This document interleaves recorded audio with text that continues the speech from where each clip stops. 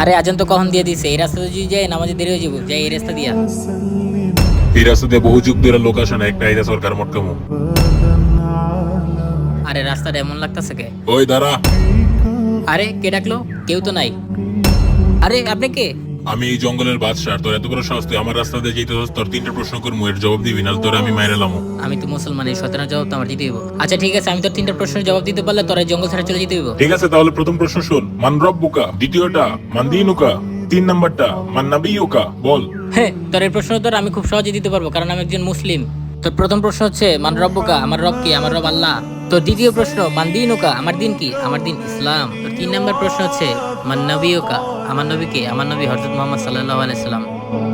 আমি তো আমার কথা রাখছি, এখন তুই তোর কথা রাখ।